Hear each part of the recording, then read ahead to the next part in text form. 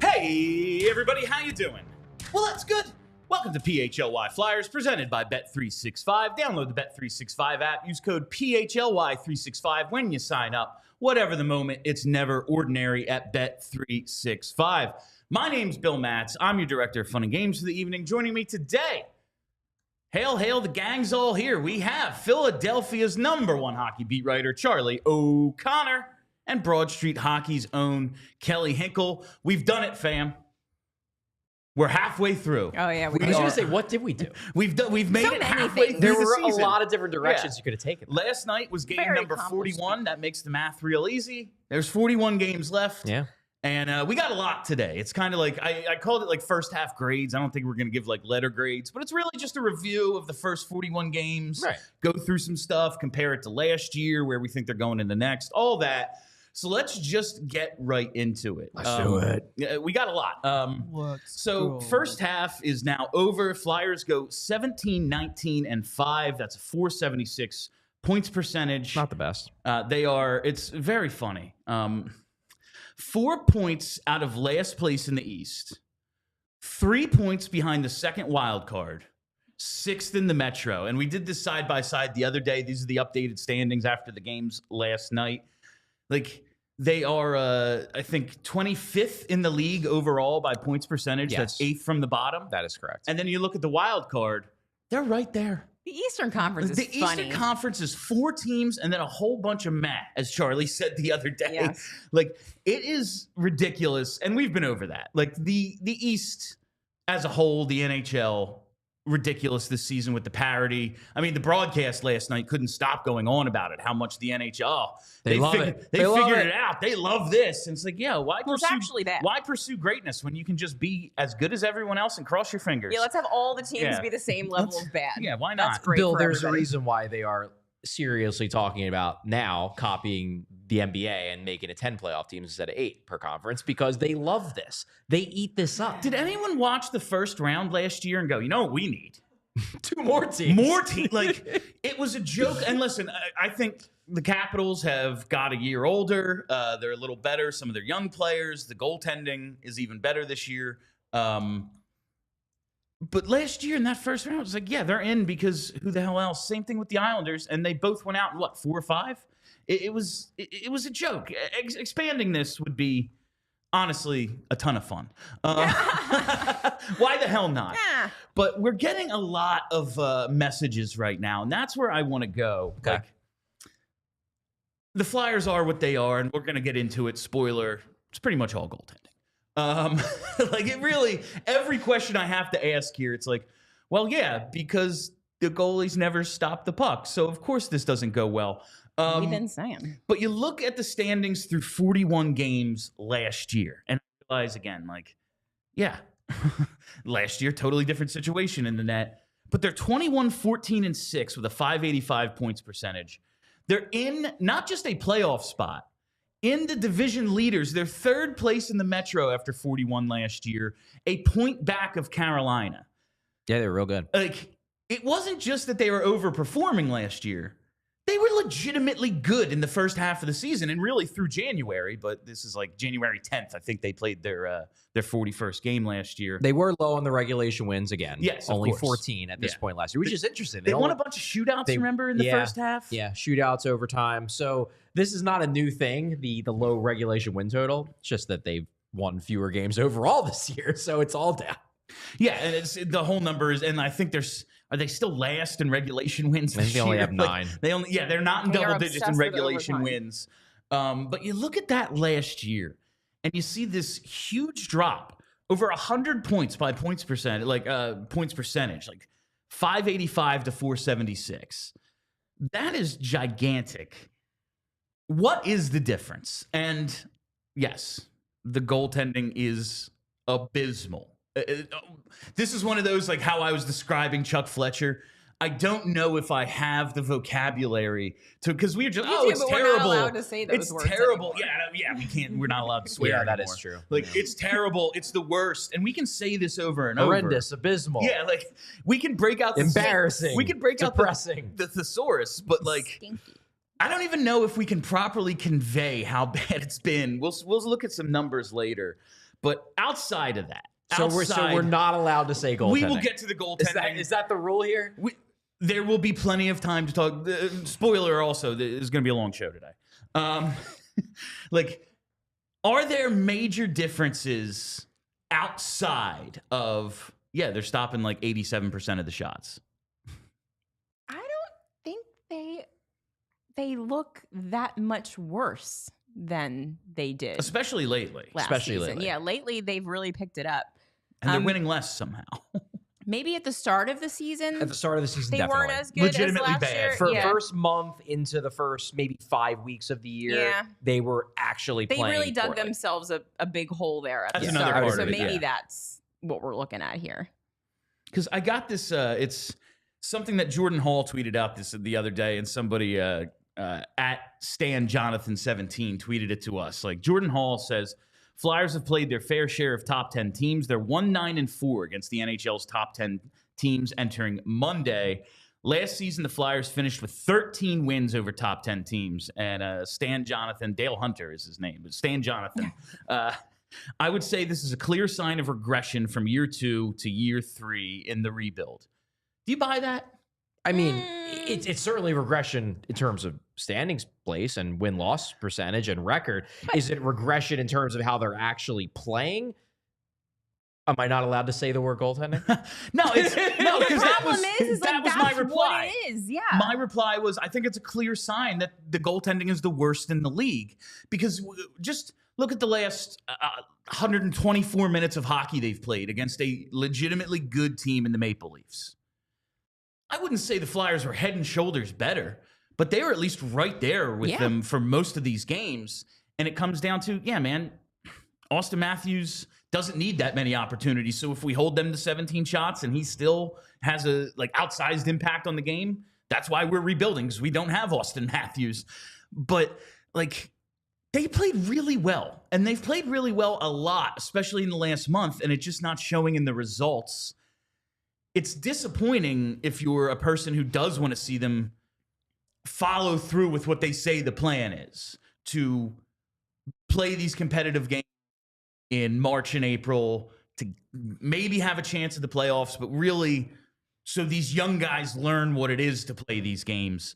At this rate right now, I mean, looking at the rest of the East, maybe no one pulls ahead, and they are still in it because everyone stinks. That was what my answer was going to be. But at this rate right now, the way they're trending, they're going to be a lot closer to the bottom than they are the middle.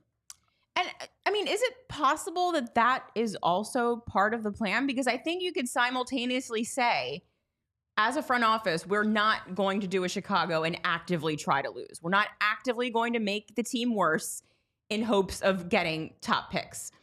We're going to try to put a good team on the ice that plays good hockey games, but also probably going to lose a fair number of games because we just don't have that many talented guys yet. So it's like, they're trying to win games. They're trying to be competitive, but also knowing we're not there yet. So it's okay that we're not achieving this playoff goal that we kind of said that we were going to try to go for. I think there are two things they're looking for out of when they talk about being competitive. One thing, this is the first, is they want to be competitive in games. Play hard. They don't want to be getting blown out every night, Be a tough out. losing 5-1. They want to be competitive, and they want these games to be close. That has mostly been true this year. Even though the record isn't good, they've lost a lot of games. A lot of those games against good teams, I mean, we just watched 2 games over the last week. These are good. Toronto's a very good team. They played them tough in both games. They lost by 1 goal in each of those games. Both of those games qualify as being competitive. Yeah. The other thing is, can they be competitive in terms of making the playoffs or at least playing meaningful games until March, even April? at least right now, they still are in that realm. Yeah. Now, granted, it's not necessarily because of what they're doing. It's more because of what the Eastern Conference and the league as a whole is doing. But so far, they are achieving both of their stated competitiveness goals. The games are competitive, and they are still in the theoretical playoff mix. They don't have a 0.8 playoff percent chance when you look at Dom's playoff odds on The Athletic, when you look at Michael Blake McCurdy's odds on hockeyviz.com. They're still in like the 10 to 15% range. Now, is that high? No, they'd ideally love to be higher, but they are still playing meaningful games in the sense that they can sell to the players that, hey, we still have a shot if we win. And the players can look at it and be like, we're only 4 points out. We could pick that up in a week or two. That's what's most important to them, I think, from a competitiveness standpoint. Now, the question is whether that's going to continue over the final 41 games of the year. Do they get demoralized and fall off a cliff? Do enough teams in the Eastern Conference play up to their talent levels and make it so the Flyers aren't hanging around and, well, we can make it, we're close enough to take a run? That's possible. Right now, though, I think they're getting what they want from a competitiveness standpoint. And to the point of like, well, they want to be competitive and like it's not their stated goal to make the playoffs, but if you want to be in it at the end, like, well, you're going to want to win those games. If that was as important as maybe I'm making it, Danny Briere has had from January 20th of last year to present to address the goaltending situation. He didn't. True. He decided to go with these guys. And listen, we've talked about it over and over. It's a fact-finding mission about Ersson. Fedotov, maybe it wasn't the smartest thing in the world to be like, yeah, we're going to sign you. We're going to sign you for 2 years for this amount of money. But they wanted to do it. They wanted to give him a shot. Kolosov, we all know what we think at least that situation is. They decided to do this. And whether it works or not, we were going to see. Well, through 41 games, it really freaking hasn't. But just because you're not getting the answer that would be best doesn't mean you're not getting a valuable answer. And if we're finding out, like, oh, Ersson can't take a workload, and yeah, Fedotov, I don't know, he's interesting to watch, but he just, the angles, everything not coming around. Kolosov clearly just not an NHL goalie, NHL caliber goalie it's an adventure at this point in his both career. Ersson's the only one who consistently looks like an NHL goalie, even when he's struggling. Yes. No, it's an absolute, like, the soft goals, the weird goals and everything. It's been insane. The Flyers surrender a ton of goals, and it's because even when they hold a team to 17 shots, it's like, yeah, 3 went in. How? Well, because the goalies aren't that good. They're scoring more goals per game this year than last year. Last year, they were at 2.82. This year, they are at 2.98. So that is a measurable, not substantial, but a measurable improvement. Something. And if you are looking at the last 2 months, then they're actually in the top third of the year in goals scored. So they are making improvements in areas. They are driving play better at 5-on-5 than they did last year. In a lot of ways, the skaters are better. The goaltending is, and it wasn't that great if you look at the season overall last year. Now, if you're just looking at the first 41 games of last year, it was very good. Yeah. If that's the comparison point. This year, the goaltending from the jump, really, with the exception of maybe like 3 weeks in November, which, by the way, the only month of the year when they had a winning record. Shocking. It's almost like there's a dramatic, a strong correlation here between the two things. That's the only point of the year when the goaltending's been good. Aside from that, it's been somewhere between bad and like gobsmackingly awful. just like comically bad. Yeah. Like numbers that you don't see. They don't make sense. Like in the modern NHL, or at least like post-lockout, post all the lockouts of our lifetime NHL. Right. You don't see these numbers. But that is where we are. And it really does come down to that. I do think there are, like, on top of the losing and the goaltending, some actual disappointments. Oh, yeah. Like individual players that you're just like, what the hell, man? And not just the goalies. There are just, players who have been disappointing. I agree and with those guys are like, you can add that to everything and be like, well, see, it's not working. And there's going to be ups and downs of every season. Like, there's good teams in this league that are having with players that are having seasons that are a little disappointing. Yeah. But they have enough other good players to make up for that. Or they have league average gooltending. Yeah, or some of them even have both of those things. And then they're probably in the top 3 in their division. Yeah. Especially in the East. That's the thing, like probably even with all of the disappointments that we're going to talk about, with league average goaltending, no one's questioning the rebuild. Exactly. They're just like, okay, this is fine. Yeah, this is exactly what the Flyers want it to be. Right. All right, so with that, I want to get to our disappointments. But first, the 3 stars of the first half. Because why do all negative? Listen, that first part, we know they stink. They still might make the playoffs, even though like we can actively admit they stink. But that's just the state of the Eastern Conference right now.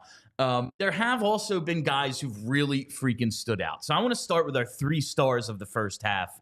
And kind of just want to go down the line like 1, 1, 1, 2, 2, 2. Okay. Let's just start with Travis Konecny because I have a feeling he's on all of our lists. Yeah, he's my number 1. Because, right now, TK is tied for 18th in points with 45. He's tied for 11th in goals with 20. Tied for 7th in power play goals with 8. One of only 25 forwards averaging 20-plus minutes a game. 12th at 20.55. I don't know if he's a superstar. Like, this is on a team with no center, but homeboy is on pace for 40 goals. And the math's real simple again. Like, we're halfway there. He has 20 with a horrible power play. His center right now is Ryan Poehling. No disrespect, but he's not a guy who should be centering the dude who's tied for 18th in points in the league. You know? And he would probably even admit that. He's not stupid. Like, he plays a role, and it's important. I like Ryan Poehling. He's a good NHL player. But, like, come on. He's not effectively he's not a top 6 NHL forward. Like, not the 1 seed because they're not using him, like, in the most minutes. That's Cates. But, like, he's effectively the 1 seed right now. That shouldn't be. TK is putting up these numbers on this team. Right. I know we've talked about the contract ad nauseum, and I'm still like, listen, the thought process behind it, I don't know if it makes a ton of sense. This dude's been everything we could possibly ask for from him. Yeah. If you're looking at guys who his point production, goal production this year is similar to from last year, 2 guys that jumped out at me when I looked at the point totals, NHL point totals from last year, Braden Point and Sebastian Aho. Now, are either of those 2 guys the best player on a cup contender? Probably not, although points close-ish, but they're probably not. Are those 2 guys the 2nd or 3rd best player in a cup contender? Hell yeah, they are. Yeah, they absolutely are. So that's TK. We all have TK, I assume. Yes. Michkov is on everyone's list? I didn't put him on there only because I didn't want to pick exactly the same players as you guys. So my number 2 is Sanheim. Okay. I didn't want to go Sanheim because listen, he's going to go represent Team Canada. Yeah, he's one of the stars of this team. He's obviously the number 1 defenseman. It's hard to leave him off. He's been impressive for the most part. Yeah, and also, I mean, I'm not going to say it's a surprise because I think Travis Sanheim is a good hockey player generally, but I don't know that I expected him to take a step forward, and he almost kind of did. Like, he's dropped off a little bit, but for most of this season, he's better than he was last year, and that's not something that I expected. Yeah, I thought for probably about a month and a half, Travis Sanheim could make a case to being their number 1 star of the first half.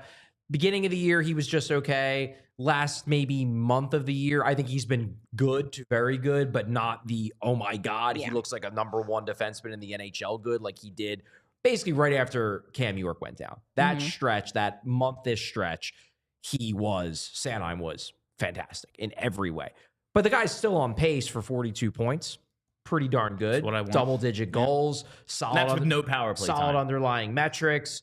Yeah, he's having a real good year. I have him at number 3. You have 3. Yeah. All right. I want to get into Mish. You have Michkov on your list. I have Michkov at 2. My top 3 are Konecny at 1, Michkov at 2, Sanheim at 3. I have Michkov at 2 as well. And listen, it's been a struggle of late. I thought last night he comes away with no points. 8 shots on goal, I think 11 attempts. And he missed 9 minutes in the third when they were checking, I guess, if he was concussed. Close to 15, I think. Yeah. And still comes back, sets up what should have been the game. He had 8 shots and 11 attempts, and his most effective play was a set up for what should have been the game-tying goal. It's inexplicable other than it's Owen Tippett. You can never discount his ability to miss the net sometimes. He's just Fulton Reed out there, man. It's Owen Tippett. Sometimes he misses. Sometimes he's on fire. Yeah. And sometimes he's missing open. And I don't want to pile on him. You could see from his reaction how devastated he was. It was an amazing pass. You have to finish it. He did. It happens. That's hockey. But I want to take a look at the Calder race while we're talking Michkov a little bit because you look at the scoring leaders among rookies now. Lane Hudson is in first place. He has really been on fire for Montreal, and they're working their way towards playoff contention. Celebrini's point totals have dipped a little bit recently too, right? Because he was on fire for a few weeks. He was dominating, and it looked like he was going to blow past Michkov. Run away with it. Yeah. But look at that. He started to play as many games as everyone else, and he's hitting a wall too. Imagine that. And listen, he's going to be fantastic. Watch him play. He's dope. He's a great player. But it's, and there's Michkov still holding on. You got to believe he's going to get hot again at one point. Well, if he plays like he did last night, he's going to score a bunch of points. He's going to have a hat trick in his next game if he plays the way he did. For sure. But you look at the Calder odds. Michkov has been the favorite, or at least co-favorite somewhat, for most of the season, going back to preseason. He's down to third now. It's actually, if you think he's going to catch fire again, 450 is like the best price you could get since the summer. But there's some clear stratification here. Probably the advanced stat voters will be looking more favorably upon Dustin Wolf, but I think that it's setting up pretty clearly for the three finalists to be Celebrini, Hudson, and Michkov. Yes, Celebrini, big favorite right now, minus 250. Lane Hudson, what's that, 3-1, and then Michkov at plus 450. So it's still close. What is that, like 9-2? Yeah. It's still pretty close. Yeah, I can't do that math like Charlie can. I can turn the betting numbers confuse. I can turn the whole numbers into fractions. Yeah, I can't do the. See, I can't. That's just doubling. You're so smart. See, Chuck. it's funny because I can't do the negatives. Yeah. Like I couldn't tell you what Macklin Celebrini at minus 250 know that's a favorite. I couldn't tell you what that is, but like the pluses are easy if it's a whole number because like plus 300 is just 3-1. Yeah. So that's where we are with that. Do you expect him, like the way it's going now, the way they've talked about Michkov recently, we're going to get into some of that a little later. Trouble with the schedule. I don't want to call it conditioning because I think that like has he's lazy sort of connotation. It's like, we know he's not lazy. No, they know for sure he's not lazy.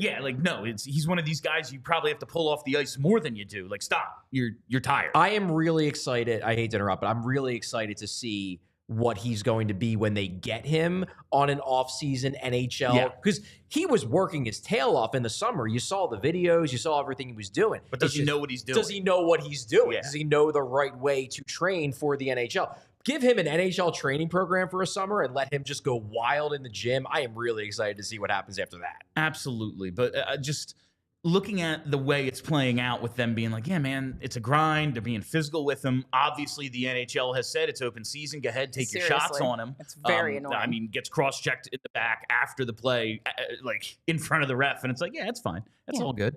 That was ridiculous. Like, it's an embarrassment. The fact that wasn't an extra penalty was bonkers. And if he gets up and punches the guy, he goes to the box. 100%. He goes to the box. It's just very frustrating right now.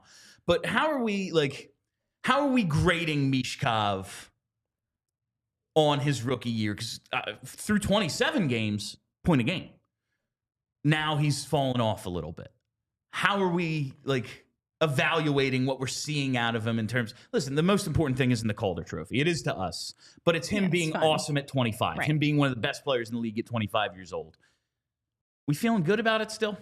Yeah, for sure. Yeah. I mean, he still looks, on the whole, really good on the ice. You can see him making adjustments to his game when he needs to try to figure out how to get around these NHL players that are figuring him out. He seems to respond well to John Tortorella's nonsense, which is important. And yeah, would it be cool if he was still a point per game player? Yeah, that's not really a realistic goal for an 18-year-old. Yeah, it's probably not going to happen. I think it just kind of comes down to what your expectations were, because there were some people in the fan base who were expecting him to be point per game. They were arguing with me on Twitter about how I was underselling Matvei Michkov because I wasn't willing to proclaim him that as a rookie he's already going to be one of the best players in the NHL, because my argument was, well, he wasn't one of the best players in the KHL, which is a worse league, and then the argument was, no, he actually was one of the best players in the KHL. I was like, okay, sure, but point being is that if you went into the season thinking he was going to be 35 goals, 85 points, yeah, it might be a little disappointed. I'm personally ecstatic. I was hoping for, he plays 65 games, scores 50, 55 points. So I'm loving this. I give him an easy A-, second place on my 3 stars of the first half list. The only thing that I hear from people that I understand where the criticism is coming from, because I see it too, but I'll tell you why I'm not worried about it. I've seen some people say he looks slow, and at times he does. But the reason why I'm not worried about it is because he didn't look slow to start the year. And that's what tells me that this isn't a case of he can't skate well. This is a case of he can't skate well at this level of conditioning. And if you get the conditioning better, and if he trains on an NHL program for a few off seasons, I don't think he's ever going to be a burner. I don't think he's ever going to skate at Bedard levels. But I think he can be the quick skater that I saw in the rookie game in Allentown in the first 2-3 weeks of this season, where he looked legitimately quick. I have zero doubt that he can get to that because I trust that the work ethic's there. The work ethic is so obviously there. I trust he's going to get the most out of his body. And that's what I've said to people, like, yes, he is not fast right now. But you watch that third period last night, he was everywhere. Yeah. Not just scoring chances, but keeping plays alive, throwing his body, winning races to pucks, catching up to a guy from behind, to poke check him, to keep a possession alive in the offensive zone. He was everywhere last night. He was keeping up with everyone out there. And when he gets on that training program, when he starts to really build up his legs, the powerful stride will come. We have a couple more of the stars, then we'll get to disappointments. But I have to tell you first about our friends at Bet365. That's right. Whatever the moment, it's never ordinary at Bet365. Just showed you those Calder odds. Listen, if you're looking to get in on the Calder, if you think Michkov, big second half coming, do it right now and do it with our presenting sponsor, Bet365. I've been placing all my bets there all season. My futures already have that Michkov locked in. My pregame bets, everything I share with you, I do at Bet365. So download the Bet365 app. Use code PHLY365 when you sign up to get $150 in bonus bets. When you bet just $5, whatever the moment, it's never ordinary at Bet365. Must be 21 or older and physically located in Pennsylvania. If you or someone you know has a gambling problem and wants help, call or text 1-800-GAMBLER. And maybe, you know, you're looking to hit it big at Bet365 so you can get that engagement ring you're looking for. That's right. And the best place to do it is with our friends at Golden Nugget Jewelers. Listen, I've been through this process before. Chances are, dudes, you don't know what you're doing. You have no idea what sort of ring to get. You have no idea. So you need to go to the experts. And where are the experts? They're right at 8th and Chestnut in downtown Philly. It's a family-owned and operated business since 1987. And if you're getting engaged, they have a wide assortment of rings and wedding bands to fit anyone's style. And it's not just wedding jewelry. You can find watches, necklaces, diamond bracelets, earrings, and so much more. You deserve an expert, and you deserve the best price. That's Golden Nugget Jewelers, where Philly gets engaged. Head over to goldennuggetjewelers.com to learn more. All right, just a couple more differences here on our list. Kelly, I went off the board. Yeah, I like this, though. Both of you went off the board a little bit. This one deserves a little love because he's been much maligned, and not lately. And by you. I know. You've maligned him regularly. Rasmus Ristolainen, because here's the thing. I've never been happier to be proven wrong by a hockey player. I did not want Rasmus Ristolainen on our team. I did not want him to be re-signed. I did not want him to be like a key fixture on the defense for years to come. But he has really turned his game around. He looked great last season. And I think it was a question if he was going to be able to maintain the level of competency that we saw from him last year. And he really has. At times, he's looked like our most steady defenseman, which is absolutely wild. So, I mean, I think it's a real testament to the coaching staff and Risto himself that he's been able to, after being in the league for so long, kind of completely reform his game into something effective. Yeah, it's really been the last 2 years because the transformation really started 2 years ago. Had the great year that year. Then last year when he played, he was great. But he only played like 30 hurt, games. He just was hurt. But when he played, it was like, oh, yeah, this is the same guy from the year before. And then this year, he's been healthy, and he's, again, looked like that guy. This is who he is now. And interestingly enough, I feel like, you know, looking at the usage over the last few games and really looking at the quality of play from all of the top four defensemen, I think Risto is kind of the number two now. He is. Sanheim's the one. Yes. He's clearly the one. But York is moving down in the pecking order. York is falling down the pecking order. He's still in the top four. Of He's course. still on the top pair. Who the hell else is going to do it? But suddenly, Ristolainen is the guy getting 20 minutes a night every night, and York is the guy getting 18, 19, 17. Sanheim and Risto's just usage time on ice has been pretty close. And Risto obviously getting power play time now as well. It's been, listen, I thought I was personally offended by the Risto trade because I thought it was going to ruin our draft party that year. It was a few hours before the draft, and we were like, oh, cool. Yep. So we don't have a first-round pick. Right. Who the hell's coming? People still came. I showed up late. I was able to go. Yeah, because I suddenly didn't have a draft. It was great. Well, first round. Yeah. So but he has really changed his perception, and we'll see what happens with him in the future. But I definitely think he deserves some recognition for this first half because it's been excellent. It's been good. I went off board as well. I thought about Sanheim, but I knew someone was going to say Sanheim. Right. Noah Cates. I respect it. Just because, like, the way he has been able to at least change my thought about what his role is here. We talked about it last night on postgame, Kelly. Okay, we have all these guys. They're like, are they wings? Are they centers? Where do they really fit in? It's a bunch of bottom sixers. We think it's a lot of redundancy. And now suddenly, I don't know if he's like a 2C on a good team, but middle six, somewhere in there. Like, the way he is producing points right now, I don't think it's like, I don't think he's a point-a-game player the way he's been for like 13 games. Probably not. Cool. It would be cool, but it's doubtful. But you see over the last like couple of months, he's really, it seems sustainable because he's doing it with, you see the assist last night. That's just what he's good at. Getting in on the forecheck, and then, okay, now there's a guy open in front. It's TK, so I get an assist because he usually finishes. I'm just starting to see him separate himself from a pack. And I think that's where some of the disappointment with some of the guys we're going to name next comes in is like, you are at or below the level we're hoping for. Right. And we need to see progress. Well, I have seen some great progress out of Noah Cates. And now it's like, all right, we saw what he was year one at Tortorella. I was like, all right, yeah, man, like he's the 1C. You get points if you're on the ice eventually. Sure. And then last year, he starts slow, has the injury, kind of has to get it going again, never really does. He's on the fourth line. Hard to stand out. Like, it's a good forechecking line, but they never score. Now he's out there with guys with not even like TK and Tippett, just dudes who might have some offensive upside, and he's producing. Really good to see Noah Cates kind of separate himself, and that's all we're asking for from so many of these guys. Yeah, because he was definitely in that kind of like blob of like just a guy. Who are these guys? Like, oh, he's just a guy. Like, you can replace him with anything. He's just one of those dudes. You could go pick one up on the waiver wire. Doesn't really make a difference. And he, like Bill said, has really done a great job like distancing himself from the pack of just dudes that we think could be replaced with pretty much anyone. Like, he's at this point now an actual asset to the team. And we talked about it on postgame, like as a 3C on a good team, like the way he's playing right now, like I wouldn't be mad at that at all. 100%. And the longer this goes, the more you have to open yourself up to the possibility that this isn't just a hot streak. Right now, it could still just be a hot streak. And I do think that the points are just a hot streak to this degree. But if he scores at a 40 to 50 point pace, like that's not this, but that is still very good for a guy in the role that he's going to be playing, hopefully for the next, 5-10 years, however long he's with this team.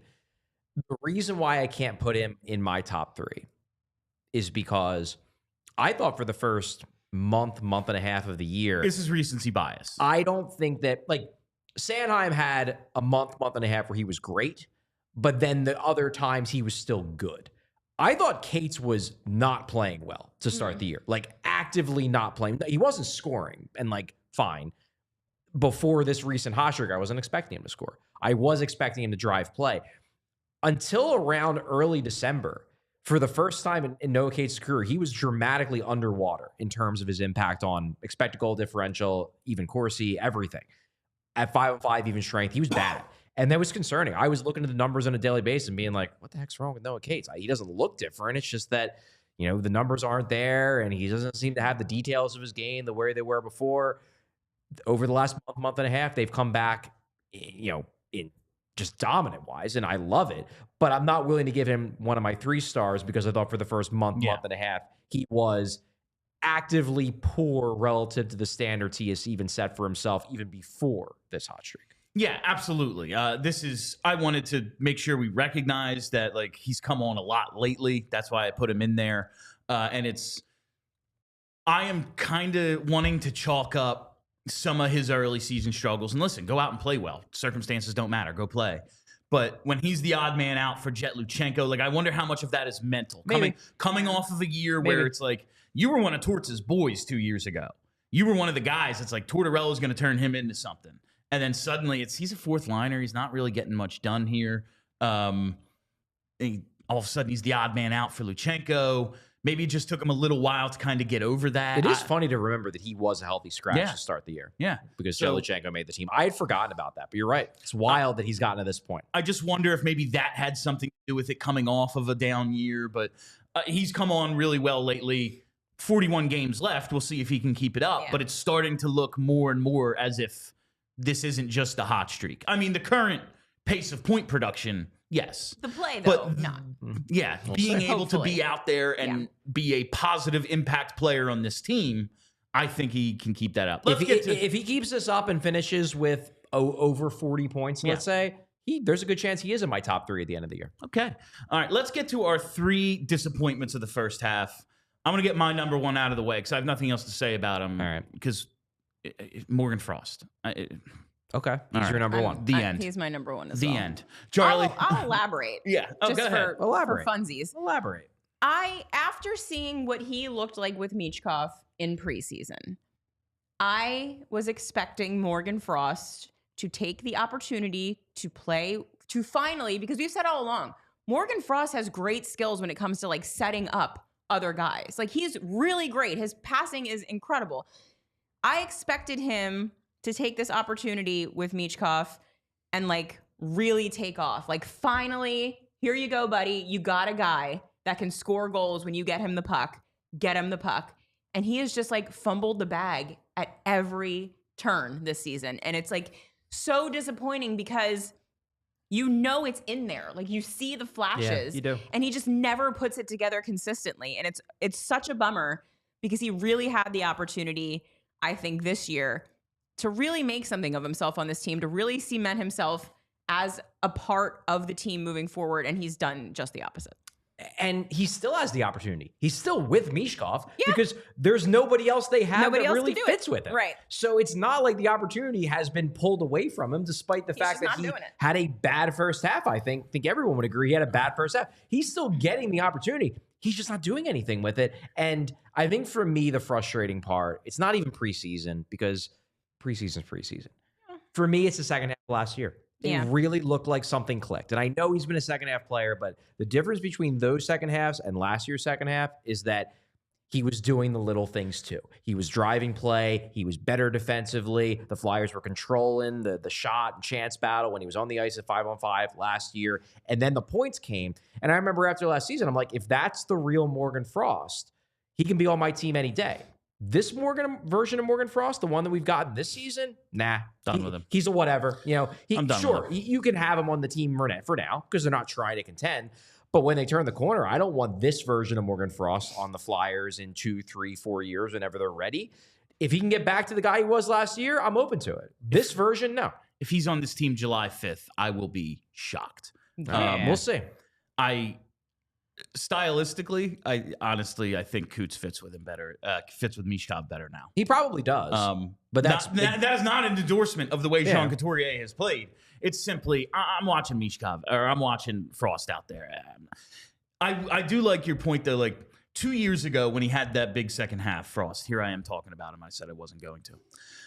It was, Owen Tippett had a couple goals, and you look, look at that. Frost pick up some assists, and you see the numbers, and you're, pretty good. Yeah. And then last year it was, he's contributing. Like, he is creating these situations to pick up these points. And now we're right back to where we were 2 years ago, where it's like, who is this guy? Yeah. And he has been here all 3 years of John Tortorella. How much more do we need to see? That's all I'm asking. Yeah. It's a reasonable point. This is it for me. I don't have Frost as my number 1 disappointment. You don't have him as number 1. He's my number 2. Who is your number 1? My number 1 is Sam Ersson. And it's not all his fault in the sense of him being terrible, but I'm going to include the injuries in there too. Because this was such a big opportunity for him to seize the reins, to just be like, I'm the guy. I'm the number 1. The goalies behind me aren't very good, clearly. This is my opportunity to be like, this is my job. I am the number 1 goalie for the Philadelphia Flyers, a team that just added Matvei Michkov. is at the very least a bubble playoff team and has his eyes on being a heck of a lot more than that in the next few years. That's me. That's my role. Instead, when he's played, he's been inconsistent to not great. I wouldn't say he's been terrible, but he hasn't been good. He's had flashes of being good. He's had a few good games. Yeah, but not good when he's played. No. And he's now gotten hurt 3 times. And it's at the point where I went into the season, we might talk about it later in the show, he was my projected MVP of the team because my view is that if they're going to make the playoffs, it's going to be because Sam Ersson is good. We are 41 games into the year, and Sam Ersson has been either bad or injured. Maybe I'm putting him number 1 because he's the guy I had the highest expectations for, who has disappointed me personally the most. And it's not all on him. I'm not going to blame injuries on the guy. Sometimes you just get unlucky. But guess what? They still happened. They still happened, and he was a key part of their plan to potentially take the next step and make the playoffs this year. Instead, they're where they are. And that's in large part because, as we said at the start of the show, it's all the goaltending. He is the number 1 goalie. And I think this is a good time to get into the goalie stuff I wanted to do. Listen, it's no shock to anyone. Oh, look at these numbers. They're horrible. We know. But you look at these numbers, and they're horrible. They're real bad. I have never seen anything like this. Like, Ersson leads the way with an 884. You just look at these goalies right now. So Ersson is 18 starts, 19 total games played, over 1,000 minutes, 9-6-2 with an 884 and a 302, and he's the best by a lot. Ivan Fedotov, 12 starts, almost 700 minutes, 4-5-2 with an 874 and a 34 GAA. And then Kolosov, he's had four relief appearances, but 11 starts, 15 games, almost 800 minutes, 4-8-1 with an 870 and a 345. That comes out to an 877 team save percentage and a 330 goals against. This is the worst. I know it's, Philly and goaltending. It's the way it always is. No, I'm sorry. Not like this. We have seen some bad goaltending. We've seen inconsistent goaltending. They are losing because of goaltending on a regular basis. And even when it's, the goalie was okay, there's still always the residual. Like, you look at the shot count last night. 17. The to the Toronto Maple Leafs. Yeah. They held the Toronto Maple Leafs to 17 shots on goal, and they lost the game in regulation. And, I think it was maybe more apparent in the overtime game away the other night. Like, I don't think the shot total was a great representation of possession time because the Flyers are, knowing that their goalies are so terrible, really packing the middle, really preventing high-end chances. Trying to prevent any chances. Trying to prevent any shot whatsoever because, it's not just high-danger chances going in, and that limits how much you can get out and do offensively because you're so concerned. Like, even when they don't get killed, the goalies, I thought Fedotov was okay last night. He had an 824 save percentage. Was he though? One more, man. One more. Was he though? Grading on this curve, Charlie? Yes. Yeah, but I'm not grading on a curve. I'm not grading on a curve because my curve isn't even that much. I'm not expecting or hoping for greatness out of these goalies. I want competence. And I'm sorry. I can't give the goaltending from last night a pass when I watch a 6'8", 6'9" goalie, with that tough angles shot that Tavares was on, just hug the short side. You're huge. Be huge. Don't hug the short side and give him the entire far side of the net to shoot at. He's John Tavares. He's going to hit his spot. This is bad goaltending. I would love him to just be big. Just be big, dude. You're so big. Yeah, just go out there and be big. If the Flyers just be large. If the Flyers put a shooter in net, would they have better than an 877? Yes. No, it's not that bad. Yes. It's not that bad. Yes. I can't Those score on a holes shooter. are small. I can't score on that Not guy, a lot but of I nets to stink. shoot at. I'm sure NHL players can. Probably. But I get frustrated when it's we're grading the goalies on a curve. You don't have to. Don't grade the goalies on a curve. You're cutting them too much slack by grading them on a curve. I'm openly saying they stink. No, yeah. It's just this is what we have to work with. So, in this mess, but Ivan Fedotov looked okay. My contention is even when they're not giving up 7, the prospect that they can and will is hurting the team. Always what they looming. can do in other facets of the game because they have to concentrate so much on not just playing competent defense, but trying to be like the 2000 Ravens and like, no, we have to murder you. I think they're creating Ray enough Lewis, enough shots and enough chances to score. They are scoring at a pretty solid rate, really, since the start of November. I really do think this is all the goaltending. And like, that's why I'm not even saying this out of anger towards Ersson or even Fedotov. Like, you're right. If you're grading on a curve, Fedotov was fine because you watched the last 2 starts that Kolosov had, and he was even worse. But like, let's take a step back and recalibrate and be like, okay, we got to hold these goalies to the standard of competence. And by that standard, none of them are meeting it. Yeah. Ersson's the closest because he is probably the best true talent goalie, at least right now, out of the 3 of them. But even he's underachieving my expectations going into the year. And that's not even counting for the fact that he's been injured 3 times. All right, I want to do a little more on goalies, but first, we have to tell you about Glatt Hair Restoration. That's right. Glatt Hair Restoration, now under the direction of Dr. Morgenstern, a highly respected plastic surgeon. So you're wondering, okay, I've been listening to John Marks for a while. I know about glatt hair, but what's changed? Nothing. You still get the same peerless approach to care, same expert team, same unmatched glatt system, same state-of-the-art location, and the same stellar results. Whether you need laser light therapy, non-invasive TED treatments, vitamin supplementation, medications, PRP and stem cell restoration, or hair restoration surgery, Glatt Hair Restoration is here for you because each patient is going to get a complimentary one-on-one consultation to pinpoint the best course of treatment. Listen, not everyone's hair is the same. Not everyone is in the same stage of hair loss. That's why you need this individualized and specialized care from Glatt Hair. Bald is now optional. If you want to improve how you look and how you feel about yourself, Glatt Hair has the right treatment for you. Regain your confidence. Visit glatthairmctr.com or call 610-980-4000 to get started today. While we're here, got to talk about Game Time. That's right, baby. Flyers going to be home for a little bit now after that long road trip. They got a lot of home games coming up. Maybe you want to check them out. You got to do it with Game Time, the best secondary ticket marketplace on the whole internet. Thanks in large part to their new feature, Game Time Picks. Game Time Picks filters out the fluff to show you only incredible deals on great seats, so you don't have to waste time searching through thousands of tickets to find the best value. And all the features that made it the best secondary ticket marketplace, they're still around. The all-in pricing, the seat views, so you never have any sort of surprises with how much you're paying or where you're going to be sitting, the low price guarantee, and of course, the most flexible customer service policy in the ticketing industry. So take the guesswork out of buying tickets with Game Time. Download the Game Time app, create an account, use code PHLY for $20 off your first purchase. Terms apply. Again, create an account, redeem code PHLY for $20 off. Download Game Time today. What time is it?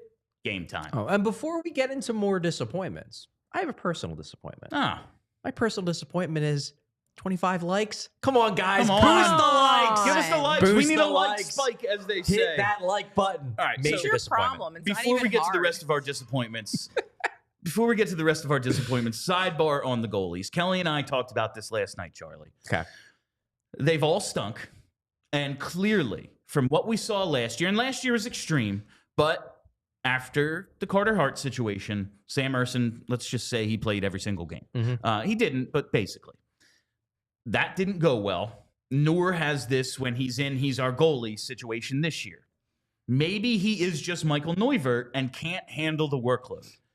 But maybe he's still a good backup or tandem goalie. Yeah, could be. Maybe we have that answer now. Could be. So why not, given, the workload hasn't worked, fell apart on the ice last season, he's physically falling apart this year. We have 3 goalies here. Let's just play them each 1 out of every 3 games. Listen, if we get to the trade deadline, 4 nations, whatever it is, and Flyers are still in it, you take your best 2, say, okay, we're going traditional 1-2 roles. Cool, because we think we can make it.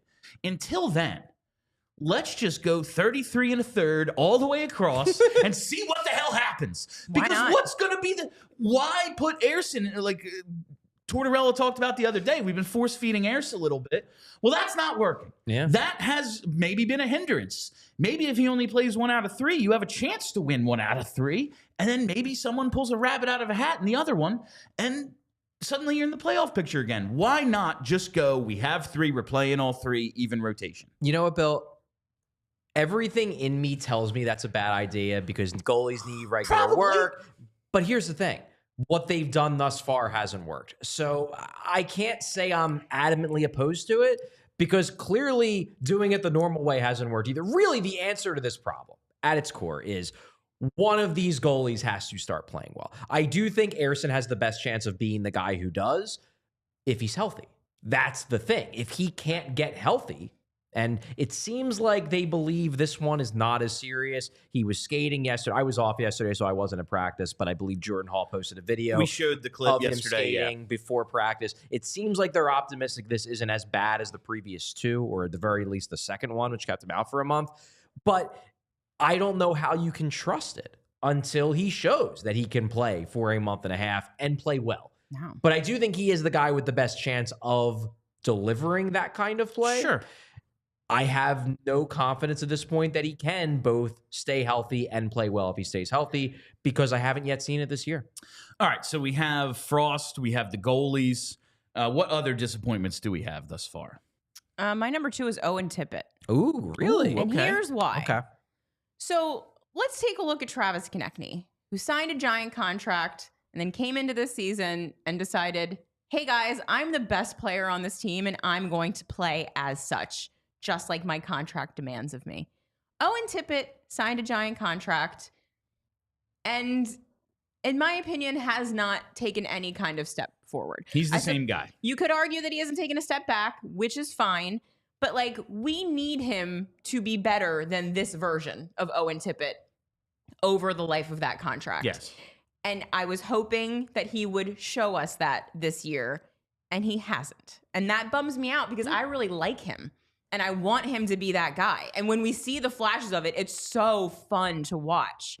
But he can't seem to put it together for more than 5 seconds at a time. That's the, like, with Morgan Frost, I'm like, yeah, whatever.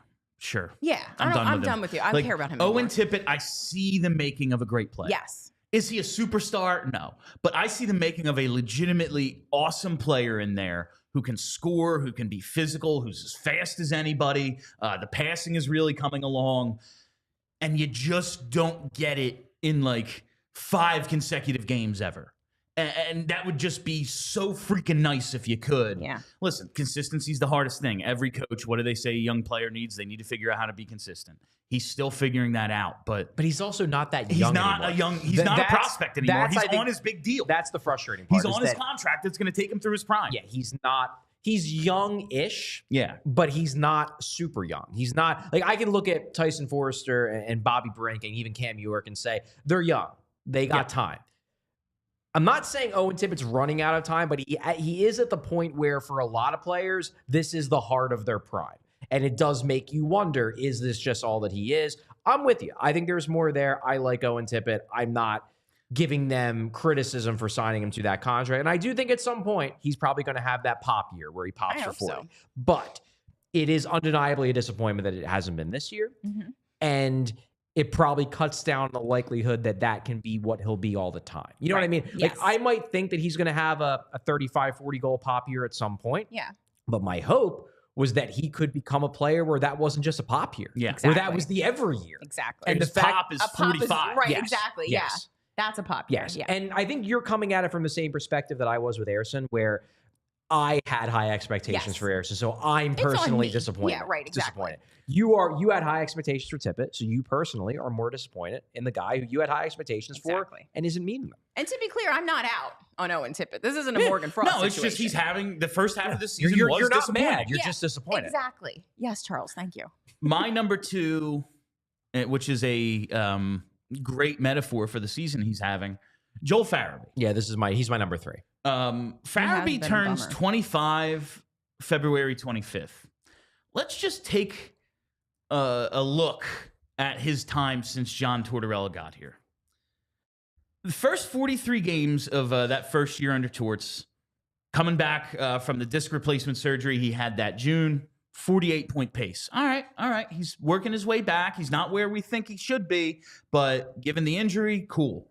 Then he has a 24-game stretch where he's on a 7-point pace. He had 2 games and 2 assists and 24 points. Seemed like he ran out of gas. Then he finishes real strong. Yeah, and then he somehow got back going again. Yeah. And he carries that over into the next season. First 48 games of 2023-24. 68-point pace. But then end of last season, 24-point pace. And he's carried that over into the first half of this year. He is on a 28-point pace. That means we have a 72-game sample size. His last 72 games, which is probably like the average full season for a player, where he stunk. 75? Not good. 75, 72, I don't know. Sure, Yeah, Chuck. Sure. I'm just going by final You're 34, 41. You're right. Sorry, I don't mean to whatever. be a nitpicker. No, you're like I keep saying, none of this math. There's a good chance none of this math is right, but it's at least close. It's at least an idea. It is. He has been real bad for what is basically a whole season. What the hell is Joel Farabee? Like, this is a guy who's about to turn 25. We should know what a former. I read this online this week. You're never a former first-round pick. You're always a first-round pick. What a first-round pick for this team, who we have already given a pretty decent contract to, who you got to believe, like, as the only natural left winger in this freaking lineup, like, penciled into the top 6 of the future. They can't proceed like that at all, can they? Yeah. The Farabee stuff is so tough because I do think there's a difference between his play over the second half of last year, or the final third, whatever you want to do the breakdown, and then his play over the first half of this year. Because I thought the final, 24 games, 34 games? I thought he was actively poor. He was playing bad hockey. He was making mistakes. He wasn't producing, obviously, but he also just wasn't playing well. I thought over this first half, not the whole time, he's definitely had stretches where he's underwhelmed overall. But he had, for long stretches of this first half, had parts where he was creating a ton of scoring chance, where he was passing the eye test aside from the fact that he wasn't scoring. So I do think there is a slight difference between the second half of last year when he was just bad everywhere and the first half of this year where he's been bad, but the production hasn't matched the amount of scoring chance that he's created. However, overall, if you're looking at it, like, all right, we're through 41 games. The guy scored 14 points. He's getting paid to be a scorer. Like, that is his role. He is a scorer. He's getting power play time. Yeah. Now they've put him on the PK, which I thought was an interesting way to maybe try to get him going a little. There was also, like, we got to break up Lawton and TK. Like, it just ain't working. Let's try something else. Sure. But what has Joel Farabee been real good at historically? Finishing on the rush. Yeah. Who is he out there with? Scott Lawton, who has a whole lot of shorthanded assists the last few years. It's true. Number 1 in the league. Let's give him that opportunity. He's on both areas of special teams. Yes, 5-on-5 right now, he's a fourth liner. But they're still giving him opportunities to show he's more. Power play They goal. keep throwing him out there. To show They're he's trying. more than what he's doing, and it just isn't happening. He's on pace for 28 points. Yeah. That's awful. And, like, I can say that he's got a lot of scoring chances, but at some point you have to finish on them. Yep. If he has a second half where he's at like a 60-point pace, what do we think of him at the end of the season? Because my thought is you have to trade him immediately, while the recency bias is he just finished strong. He's going to get going. Wouldn't hate that at all, honestly. Like, I think this is a dude you have to, when the opportunity presents itself, I'm not saying dump him, because why? Yeah. But you really need to figure out what his value is to this team right now, because it's not high. It's not high for the Philadelphia Flyers of this season. I want to believe in Joel Farabee. So I do really I. do, because I like the skill set. I like the player. Yeah. But He's shown us a lot. you look at these numbers, and it's just, 28-point pace in the first half. That's not acceptable. That's just not. I don't care about the extenuating circumstances of, well, he was snake bit. Yes, he was snake bit. At some point, you gotta bite the snake. Like, I don't know what to tell you. Like, at some point, you gotta actually bite it back. You gotta actually score some points. And one thing that did, and like on some level, it was a nice thing to see. And like, it was a funny thing. It got play on Twitter after the first period of last night's game when he was like, yeah, it wasn't really, I was angry. The guy, he's a good guy, Connor Dewar. It's just that, Connor Dewar is how you pronounce his name. I think it's like the Scotch. Dewars? I think it's Dewars. It's Dewars, yeah. But he's like, well, the crowd wasn't really into it, so I wanted to get the crowd going. And on one hand, it's like, all right, you know what? Like, fair. Okay, Joel, you're not really the biggest guy, but you decided to drop the gloves because you think it's for the good of the team. Good for you. Also, Yeah, I liked it. Also, Score a goal. That's the thinking of a bottom sixer. Yeah. And you know, it would be great to have a top sixer who also thinks that way and can be the gritty guy who is want to drop the gloves. But in a way, it's like, you know, I don't want you thinking that it's okay for you to be off the ice for 5 minutes. I want you thinking that you're so invaluable to the team as a scorer that has to be somebody else's job. Before we go any further, I just want to say we appreciate those of you watching on TV. Head over to allphly.com for more of the show. We are definitely going into overtime today. We are not through like a third of the outline. We're going to save some of this. Yeah, we're not going through the We're entire not going to hour. get to the whole thing today. I want to eat dinner. Yeah, we're going to have to move it along a little bit, but yeah, go to allphly.com. Yeah, Joel Fat, I like that he's accepting the role, at least like doing what thinks he has to do.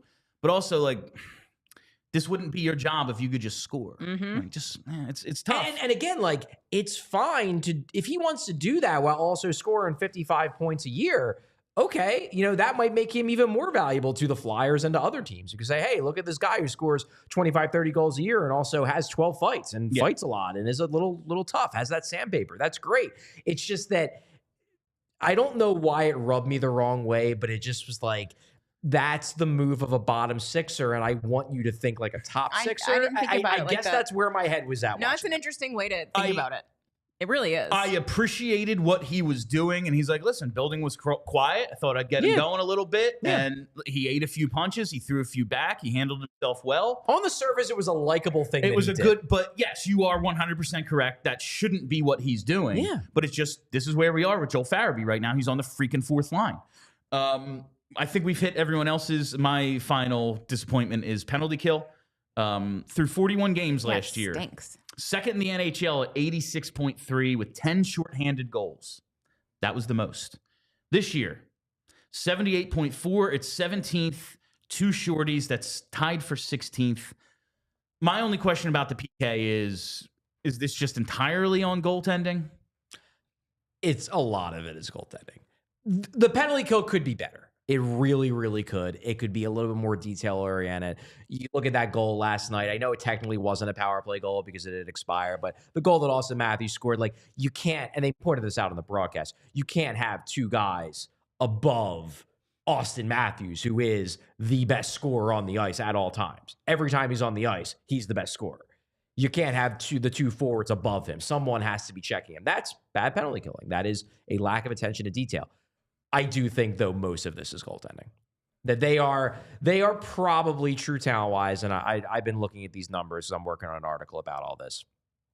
True talent-wise since November, which is when this thing went in the toilet, the penalty kill, all of their underlying metrics rank them somewhere between like 10th and 15th. You're looking at shots on goal, unblocked shots allowed, expected goals allowed. Everything is in that top half, middle range of the league, which is probably where they should be.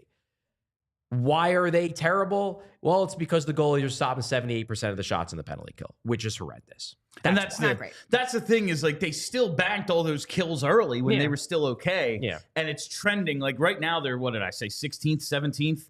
Like, it is trending so far down.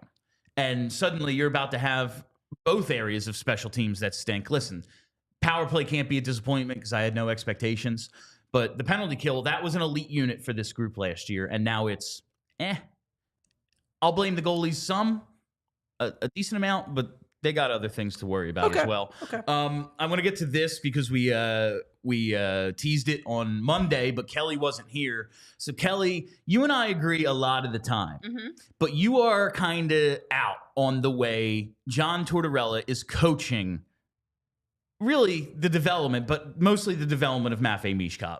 You want him to be an offensive maniac who just cherry picks and scores. Yeah. All right. Let him run around out there. I want to play like a madman. I want to play a couple clips for you and show you a Michkov a quote mad and Russian? see. Yeah, like a mad Russian. I want to play a couple of clips for you and /store. see if we can get you to change your mind. First, let's play John Tortorella on coaching Michkov. This is from practice on January 4th, last Saturday. Okay. I think, and I never chase it, to perception, I guess. Yeah. They think that we're going to just turn him into a defensive genius. We are so so cognizant of what we have in him as far as the ability that he has. Yeah, yeah. But he is going to learn what it is to be a pro. He is going to learn that. Right. And he's going to learn that there's another side of the puck. I shouldn't say because it's we, because Darryl Williams spends a lot of time with him, Rocky with tape and this and that. Yeah, yeah. It would be so wrong for us not to spend the time that we're spending with him right now on that part of the game. We would not be doing our job. And the idiots out there that are saying he doesn't understand it, he's gonna. Yeah. I'm not sure what's being written out there. I'm sure there's plenty of things being said out there. You know, we are so happy that we've gotten him right now, and we are not going to waste a moment as far as trying to help him. Yeah. And that's all we're trying to do. We are totally out of his way in the offensive part of the game. Right. Because he's so creative. Let him You do can't it. teach that. Yeah, exactly. Yeah. But there has to be another, for him to be a National Hockey Leaguer and to be the best he can be, he needs to be coached in the other part of it, and that's what we're doing. All right, so that's John Tortorella saying we're not trying to turn him into a checker. We're just trying to get him to be a willing defender or just a knowledgeable defender that he's not terrible. And we look at what has happened with Travis Sanheim. That's worked pretty well for them. Now let's hear. John Tortorella is not going to sway you on John Tortorella. Like, He might not. Let's hear from Flyers legendary captain Mike Richards on the Nasty Knuckles show. Check out the Nasty Knuckles pod. They always have great guests and stuff. It's a lot of fun. That's Cole, Bill, breaking out the Mike Richards card against Kelly Hinkle. For maybe your favorite Flyer of all time, talking about Tortorella's philosophy and what the Flyers are doing. All right, I'm ready. I think when you're in the system or in the place that Philly's in, it's easier to teach that system now than it would be, say, in like 3 or 4 years when they are planning to be a cup contender and not still in the rebuild.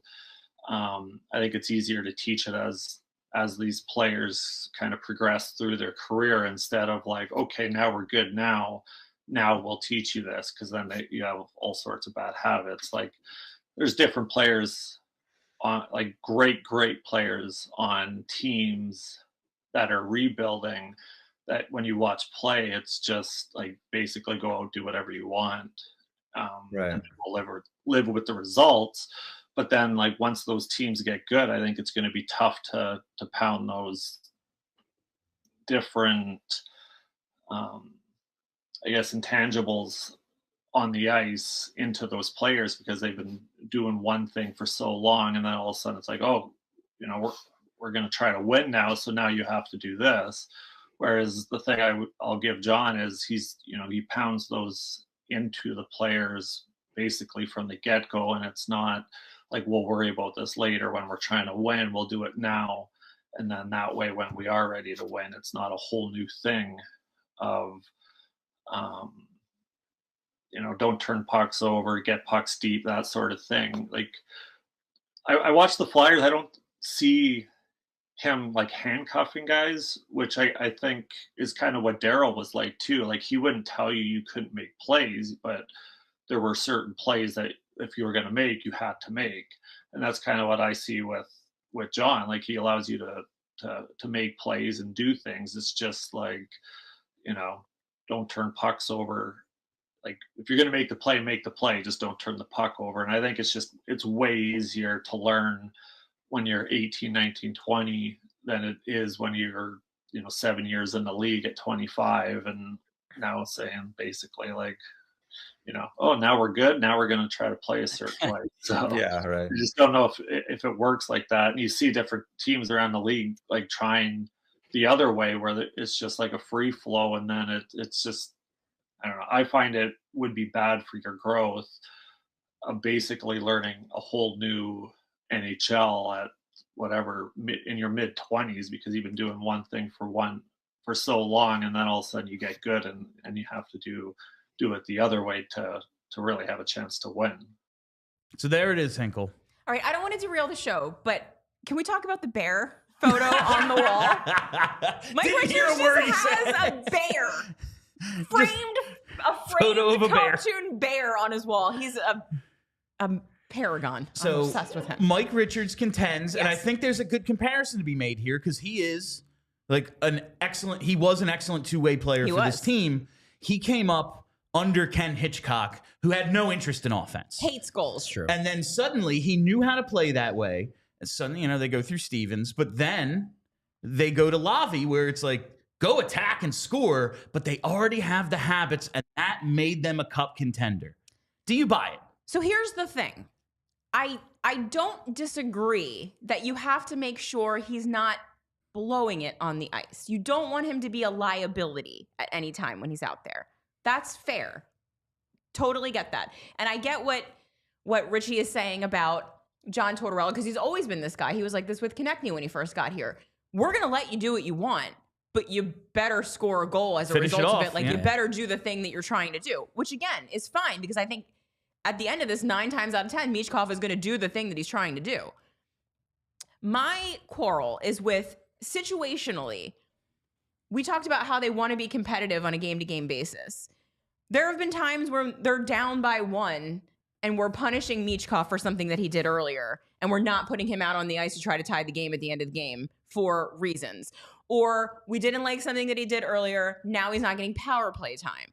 Like, there's just, in my opinion, I think that he should have a much longer leash offensively than you would give another guy that you're trying to develop, because he's so good. I want to see him get as many opportunities as possible on the offensive side to develop that game into everything that it's going to be.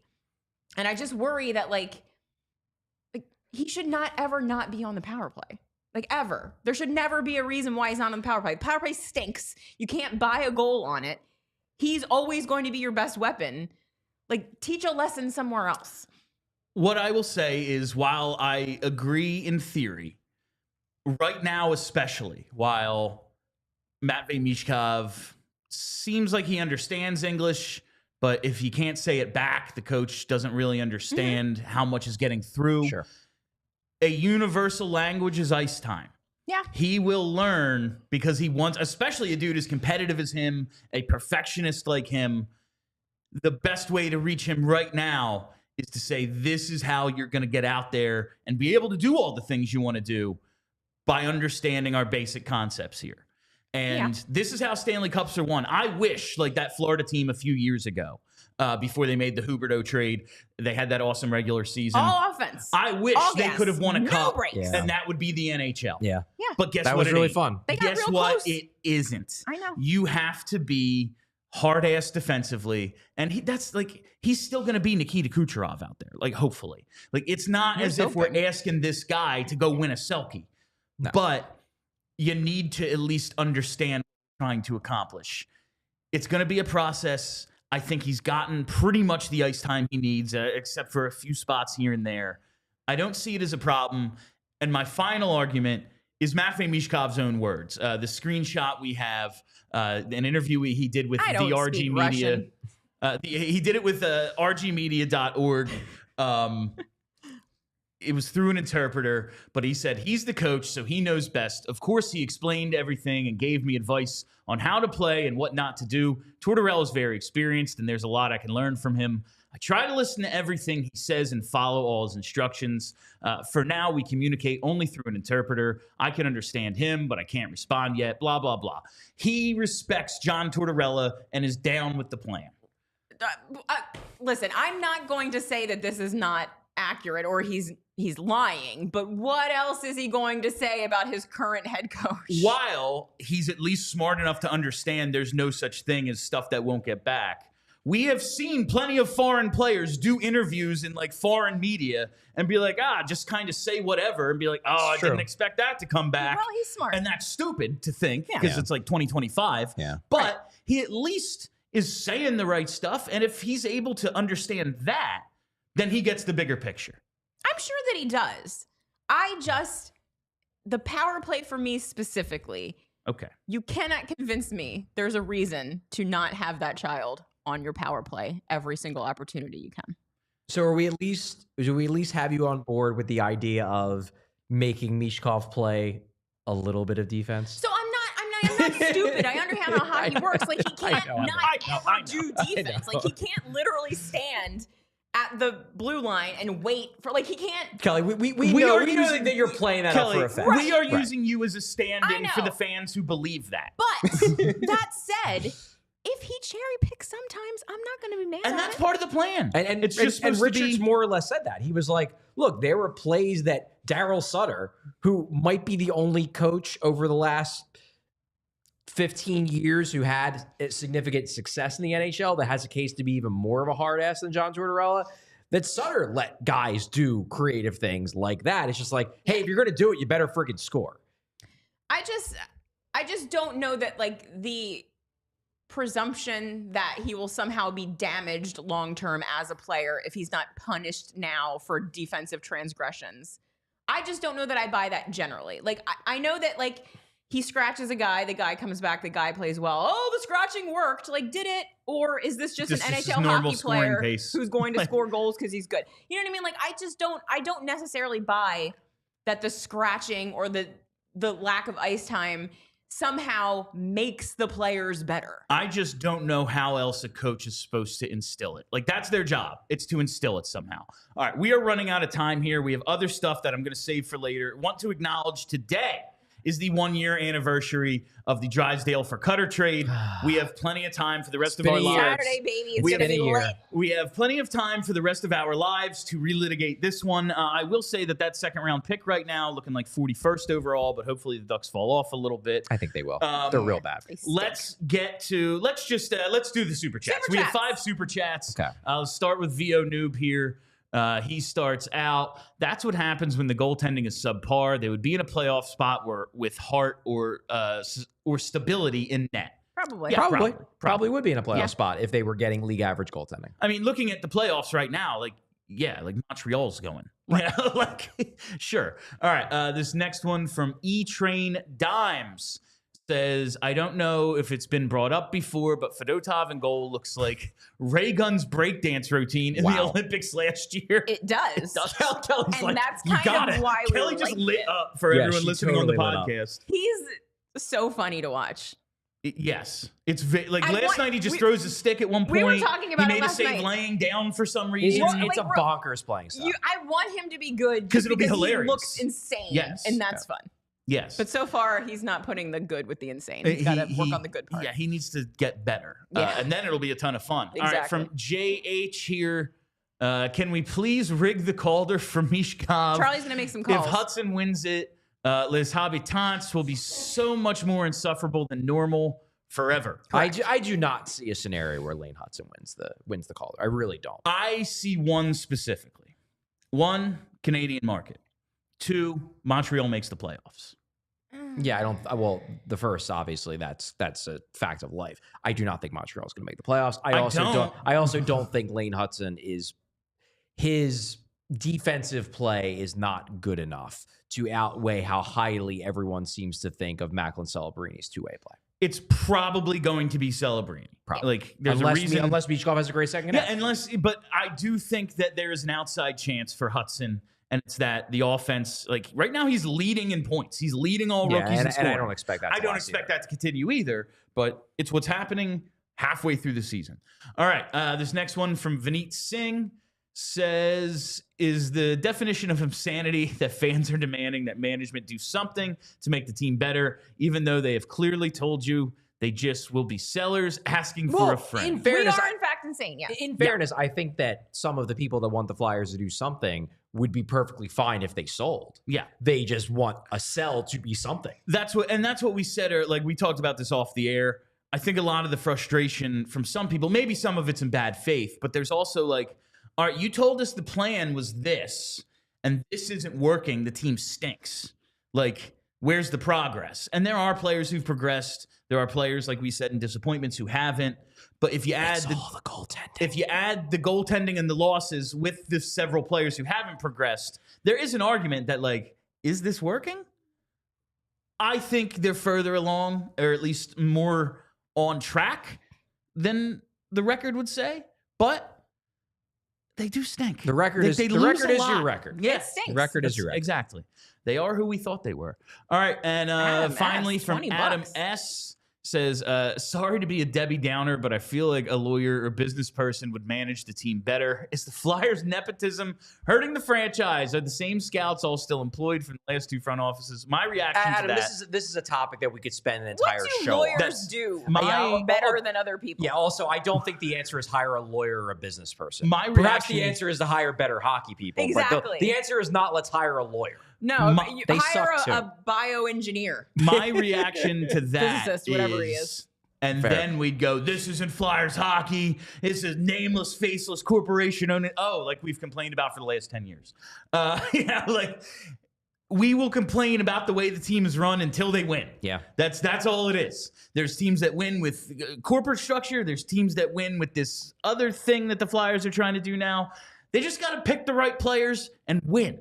That's it. That's what it comes down to. I've been critical of their hiring practices, especially with how they approach shrink the pool. how they approach the the GM and president of hockey operations. It's not because I don't like Danny Briere and Keith Jones. I honestly personally like both of them. I've known Keith Good Jones dudes. for years. Danny Briere, my interactions with him the last couple of years has been great.